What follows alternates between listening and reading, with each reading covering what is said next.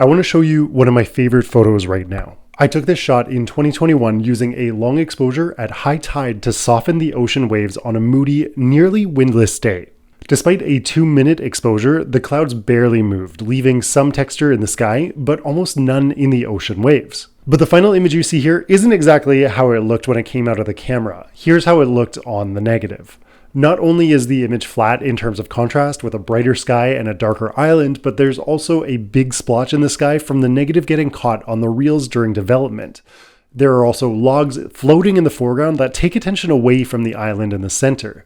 The reason I'm making this video today is because there's a not insignificant movement of people who believe it's cheating to manipulate a photo by removing things like the logs or fixing the sky, or even just altering the bright and dark areas of the photo like I did. Maybe even some of you watching this have been criticized or believe that this type of photo manipulation is wrong. But the thing is, this line of thinking doesn't have any historical significance, and it can actually be holding you back as a photographer. It's a type of dogmatic perfectionism that may just burn you out. But before we get into it, I gotta tell you about today's sponsor, which is Softgrain Books. Softgrain Books is an independent photo book publisher specializing in fine art and long-form documentary photography. I started this publishing company with another Vancouver-based artist to help bring small projects to life and support the creation and publishing of photographic art. We just launched a new book that I'm extremely excited about called The Tsushima Cyanotypes by Ahonen. The photographer tells the story of coping through lockdown by capturing fragments of a digital life. Ahonen expertly brings life to the digital world through the obscurity of the cyanotype process. It's a project that we are extremely proud to have published, and you can go check it out right now at softgrainbooks.com, where we also have some of his limited edition cyanotype studies available. When you purchase a book or a print from Softgrain Books, you're not only supporting LearnFilm.photography, but you're also helping out independent photo book publishing and emerging artists like Ahonen. So go check out softgrainbooks.com using the link in the description below and sign up for the email list to get your lifetime 10% discount code. All right, and now back to the video. In the world of language, there are two camps, prescriptivists and descriptivists. A prescriptivist is someone who follows the rules to a T. They use commas, dashes, and semicolons in all the right places, and may even be offended by little quirks of our world, like the 10 items or less sign at the grocery store. That should actually read 10 items or fewer if we all followed the rules. But here's the thing, whether or not that language on the 10 items or less sign is perfectly correct, we all know exactly what it means. Hell, even the rude people who brought more than 10 items through during a rush knew they were breaking the rule. Descriptivists, on the other hand, understand that language evolves. We can adapt and make room for new words, styles, phrases, and methodologies that improve or simplify language so that we can say more with fewer syllables. And with the world of photography, I believe the idea that you can't edit your photos is a type of prescriptivism. And like everything, it exists on a spectrum. There are those who believe that adding or removing objects is cheating, and then there are even more intense prescriptivists who refuse to even crop their photos for some vague belief that that'll ruin the quality of the photo.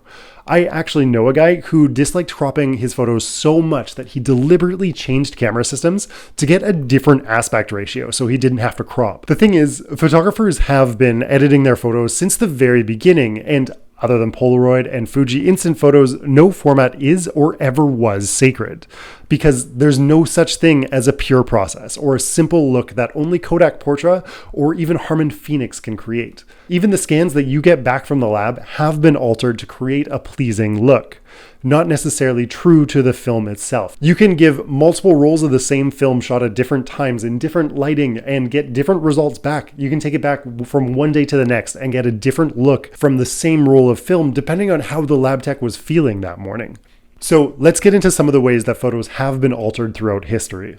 The most common technique for altering photos is dodging and burning, where a darkroom printer will either block light from a certain part of the image to make it brighter, or they'll add light to an area to make it darker. This technique is essential for bringing attention to the subject of your photo because your eye is always attracted to the brightest part of the image. So if the light isn't perfect, which it rarely is, even with the best planning, you can use dodge and burn afterwards to bring the viewer's attention where you want it in the photo.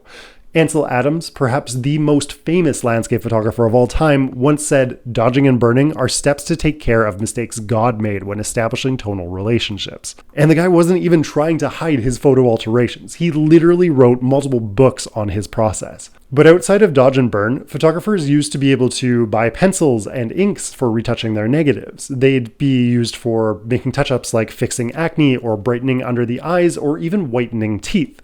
Even some film stocks back in the day, especially medium and large format, also had a textured side on the back of the film that was used for retouching with graphite pencils. You can check out Yvonne Hansen's video somewhere up here to see some of the examples of this in action. It's actually super fascinating.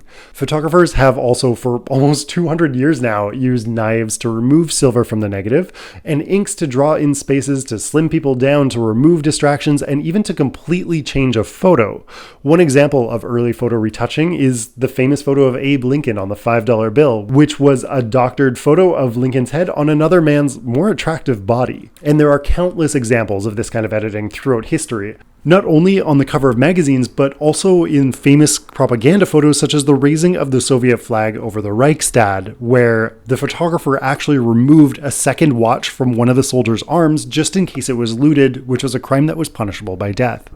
And let's not forget this famous photo created by French avant-garde artist Yves Klein, which he created and placed on the cover of a fake newspaper to promote an art festival in Paris. This photo was just believable enough that it actually took 50 years before it was revealed that the photo was faked by stitching together two negatives.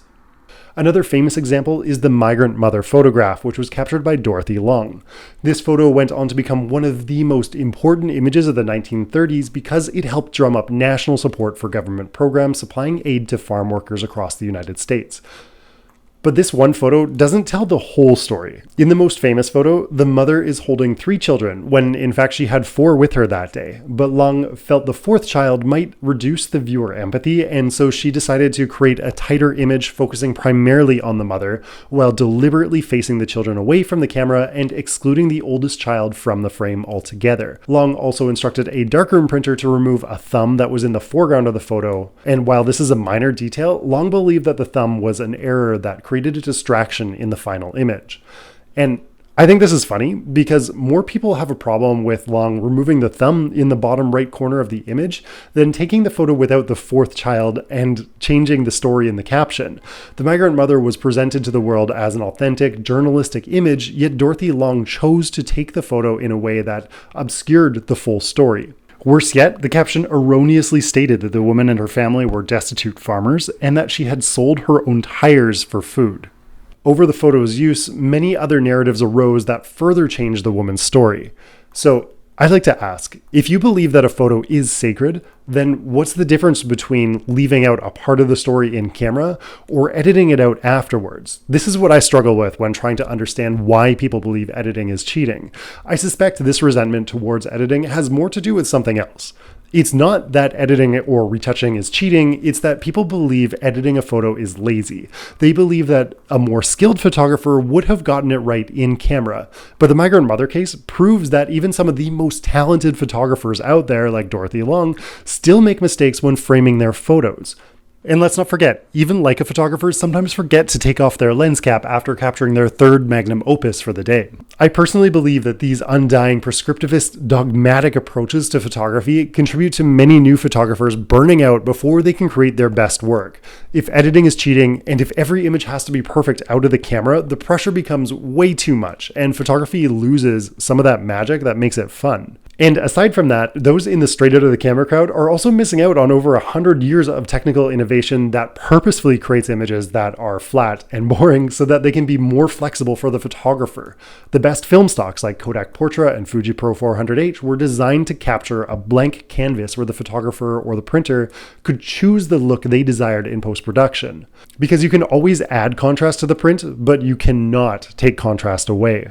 That's not to say that you shouldn't try to get it right in camera, because there are limitations to retouching your photos, though fewer now than ever before, and relying too much on fixing it in post can make you lazy in the field. But I firmly believe that knowing how to edit your photos will make you a better photographer than someone who doesn't, if only just because a person who edits spends more time understanding their photos. A photographer who edits their photos studies how changing the brightness, the colors, and playing with the objects in the frame can fundamentally change the way an image is understood. And then they will bring those lessons with them in the field. If it's possible to go back and retake an image, the person who has edited their photo will know exactly what to look for the second time around. I personally believe many of the greatest photographers of all time are or were geniuses, both with a camera and in post-production, because the only thing that can make you better is to spend more time with the craft.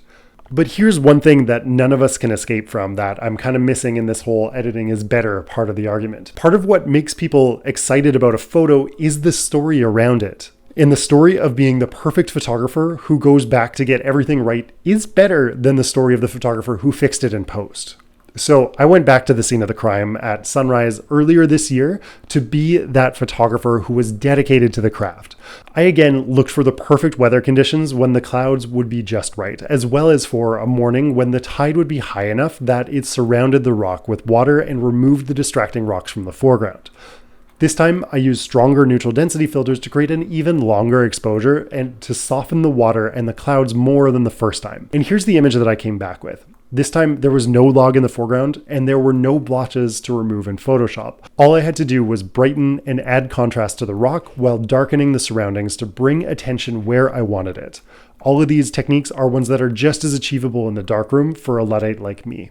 But here's the thing, even if this second image is technically better, without editing this photo the first time, I could have gone back to the same scene hundreds of times and not achieved this vision. I wouldn't have known what to look for, and if I found it, it would have been only because of sheer luck. If I've learned anything about photography over my years from practicing, everything from journalism to weddings and creating long-form art projects, it's that there's a lot of talk about the rules that make a great photographer, though those rules rarely come from the photographers themselves. So why follow these rules? Break them, because nobody who matters cares about them anyways. And the capital T truth is that when you're starting out, and even when you become a master, you may never be good enough to be the photographer who takes the migrant mother photo without that distracting thumb. You could also spend days waiting for some perceived decisive moment only to miss it because you weren't ready. You could even spend years studying some nebulous punctum only to never find it in your own photos. But worst of all, you could spend a lifetime sitting behind a computer and missing seeing the world through photography because you were too afraid of not doing it right. So always remember, no photo is untouched, no photo is true, and nothing is sacred. Except Polaroid.